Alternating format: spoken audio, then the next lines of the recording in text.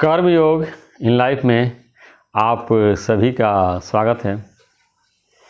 पिछले श्लोक में भगवान ने ज्ञान की महिमा बताई है कि ज्ञान जो है यज्ञनी है और ये हमारे सारे पापों को जला करके भस्म कर देता है और बताया कि संसार समुद्र से हमको ये ज्ञान जो है रूपी नौका बताया है, संसार समुद्र से जो है हमको पार कर देता है और हमारे अंदर की सारी जो मलिनताएं हैं उसको शुद्ध कर देता है।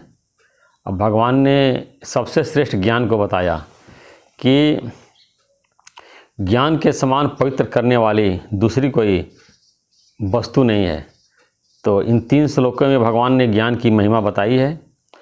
अब इस श्लोक में बता रहे ज्ञान को जो है हम कैसे प्राप्त करें, यानी कि ज्ञान किसको प्राप्त होता है या ये कह लिए ज्ञान के साधन क्या है, इस श्लोक में भगवान बता रहे हैं।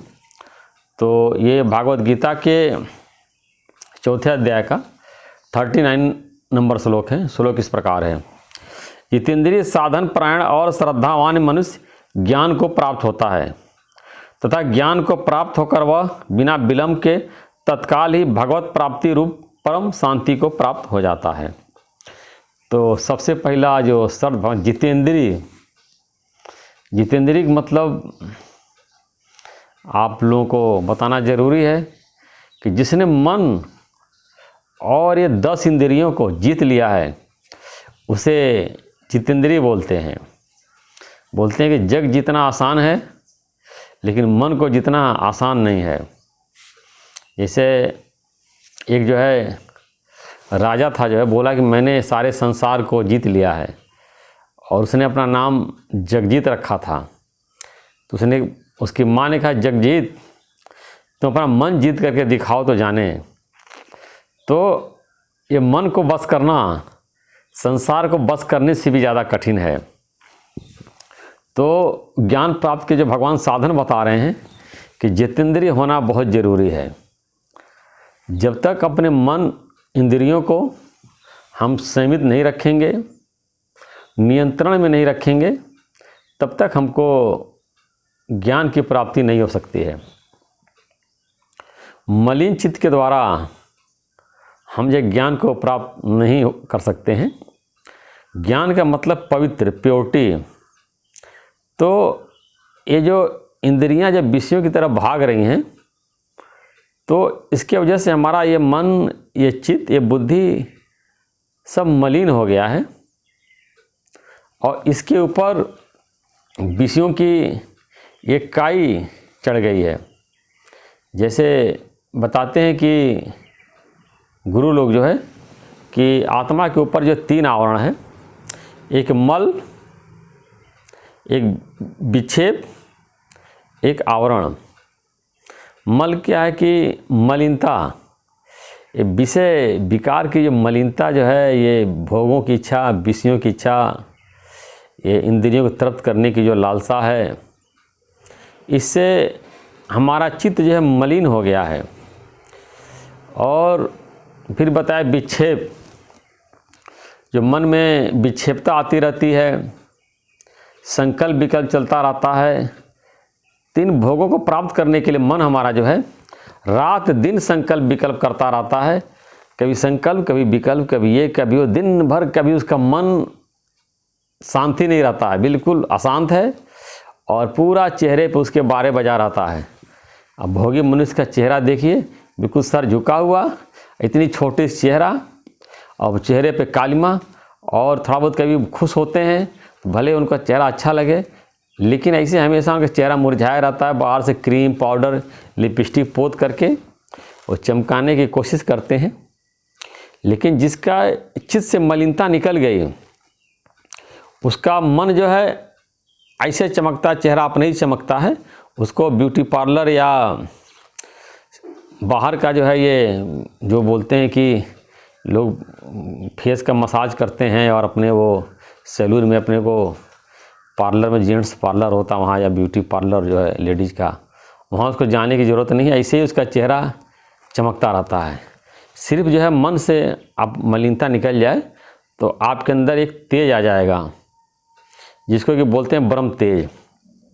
तो फिर तीसरा आवरण जो हमारे पर देह अध्यास का आवरण आ गया है कि मैं अपने को, अपने स्वरूप को भूल करके और देह मान लिया है कि मैं इस बॉडी हूँ, और हमेशा देह मान करके ही सारा कार्य कर रहे हैं और सामने को भी देह समझ रहे हैं। तो इसे पानी को बताते हैं। पानी में अगर आप पानी के ऊपर, अगर इसका दृष्टांत समझाया गया है कि पानी के ऊपर अगर मोटी काई रहती हरी हरी तो अपना चेहरा देखो नहीं दिखाई देता है। पानी में अगर हिल रहा बहुत तेज तो भी आपका चेहरा नहीं हिलता दिखाई देगा। और पानी में अगर मैला है, कुछ गंदगी है, तो भी आपका चेहरा नहीं दिखाई देगा।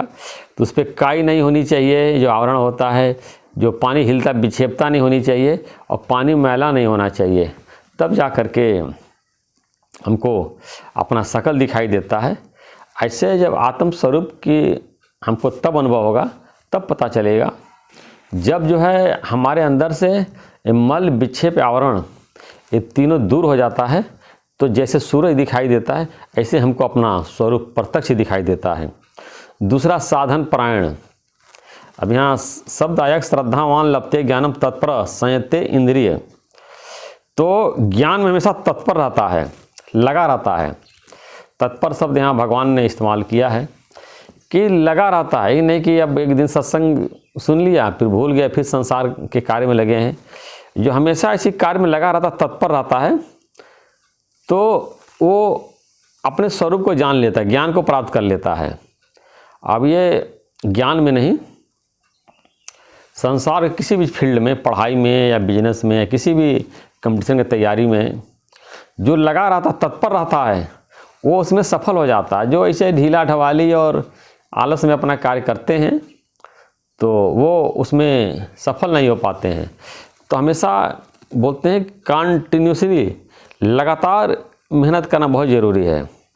जब हम लगातार मेहनत करेंगे, परिश्रम करेंगे, साधन करेंगे, तभी हमको ज्ञान की प्राप्ति होगी। जो भी ज्ञान के साधन बताया गया है, श्रवण मनन निध्यासन, ज्ञान को गुरु के मुख से सुनना या शास्त्रों के द्वारा। पहले तो गुरु के मुख से ही सुनना चाहिए, बिना गुरु के से हमारा अध्यात्म बिना गुरु के मुख से सुने ये वेदांत शास्त्र हमको क्लियर नहीं होगा, चाहे जितना पढ़ लें। तो गुरु के द्वारा पहले पूरा कंसेप्ट क्लियर करते हैं, फिर उसके बाद शास्त्र घर में पढ़ सकते हैं। इसलिए शास्त्रों में आया है ज्ञान प्राप्ति के लिए संतों का संग सबसे पहले आया, सेकंड जो है शास्त्रों का अभ्यास। वशिष्ठ जी जो है रामचंद्र जी को बता रहे हैं ज्ञान के साधन उन्होंने दो बताया है, संतों का संग और दूसरा शास्त्रों का अभ्यास। अब दुनिया में हजारों शास्त्र हैं।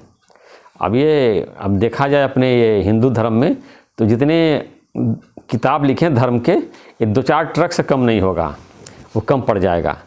तो उसमें भांत भांत के अब ज्योतिष भी है, अब कर्म कांड है, दुनिया भर के देवी देवता हैं, और सब पे कई कई शास्त्र लिखे गए हैं। संतों के चरित्र के ऊपर शास्त्र लिखे गए, कई संतों ने बहुत शास्त्र लिखा है, तो उसकी गिनती नहीं है। सत शास्त्रों का, जिस सत शास्त्र मतलब जिसमें आत्मा परमात्मा का वर्णन किया गया है। और श्रद्धावान, श्रद्धा होना चाहिए। अगर हमारा गुरु में या संत में या शास्त्रों में हमारी श्रद्धा नहीं होगी तो हम ज्ञान को प्राप्त नहीं कर सकते हैं। ज्ञान को प्राप्त करने के लिए हमारे अंदर श्रद्धा होना बहुत ज़रूरी है। इसलिए भगवान ने बताया श्रद्धावान लभते ज्ञानम, यानी सबसे पहले यहाँ बताया कि श्रद्धा होनी चाहिए गुरु में, गुरु के वचनों में, शास्त्रों में। और आगे बताएंगे अश्रद्धालु नाशयाणी, यानी जिनके अंदर अश्रद्धा रहती है उसका नाश हो जाता है, यानी ज्ञान को प्राप्त नहीं तो बार बार जन्म मृत्यु को प्राप्त होता है। और अच्छे कर्म के कारण ऊपर जाता है और खराब कर्म के कारण उसकी अधोगति होती है, और पशु योनि में भी वो जा सकता है। 84 लाख योनि में भी अगर उसके तमोगुणी कर्म है तो उसमें भी वो जा सकता है। तो ये 3 चीज़ होना चाहिए। जितेंद्रिय भगवान ने बताया है, साधन परायण, और तीसरा श्रद्धावान। अगर ये 3 चीज़ आपके अंदर है और तीनों को फॉलो कर रहे हैं तो आपको ज्ञान प्राप्त हो जाएगा। और ज्ञान प्राप्त होकर वह बिना विलंब के तत्काल ही भगवत प्राप्ति रूप परम शांति को प्राप्त होता है। और जैसे ही ज्ञान आपको प्राप्त होगा, यानी साधन, आपने 3 साधन का अभ्यास किया और ये दीर्घकाल का अभ्यास करना पड़ता, लंबे समय तक जो है, इन्हें कि 3 महीना 4 महीना 6 महीना वो ज्ञान प्राप्त हो जाएगा, ऐसा नहीं है। लंबा अभ्यास करते हैं, शास्त्रों में समय सीमा निर्धारित नहीं की गई है। तो भगवान ने बताया कि जब हमारी ये साधना पक्की हो जाती है, चित्त निर्मल हो जाता है, मन पूरा, मन से मलिनता चली जाती है, मन इंद्रियों को कंट्रोल कर लेते हैं और साधन में तत्पर रहते हैं, लगे रहते हैं, और गुरु में, भगवान में, सत्शास्त्रों में हमारी श्रद्धा है, तो बिना विलंब के भगवत प्राप्ति रूप मतलब परम शांति को, यानी बिल्कुल परम शांति को प्राप्त कर लेते हैं, परम सुख प्राप्त कर लेते हैं। और जो संसारी लोग चिंता से, दुखों से परेशान हैं, उसे छूट करके परम शांति को, जो परमात्मा का जो प्राप्त करने का जो है, जो क्या प्राप्त होता है, ज्ञान से क्या प्राप्त होता है, परम शांति प्राप्त होती है। जैसे हमारे गुरु जी अक्सर बताया करते थे, the goal of life is peace of mind not money, as fish find pleasure in water not in honey. यानी मनुष्य के जीवन का जो लक्ष्य है, जो है मन की शांति, पैसा नहीं।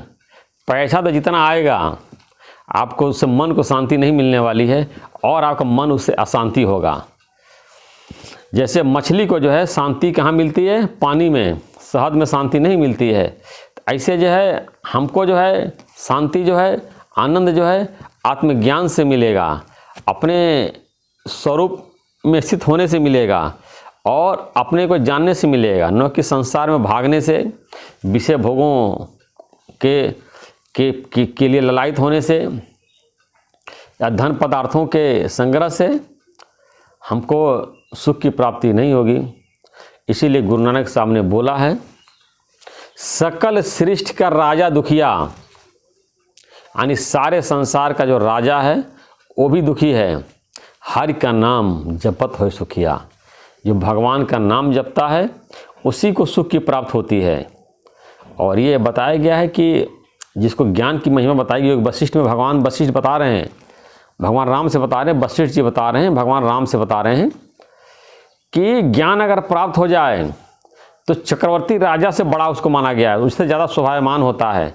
और यहाँ तक बताया योग वशिष्ठ में लिखा हुआ है कि जिसको ज्ञान प्राप्त हो गया उसके आगे चक्रवर्ती राजा बिल्कुल तुच्छ है। यानी वो चक्रवर्ती राजा तो मनुष्य ही होगा, और मनुष्य उस देवत्व को प्राप्त कर लिया है, परमात्मा के स्वरूप को प्राप्त कर लिया है।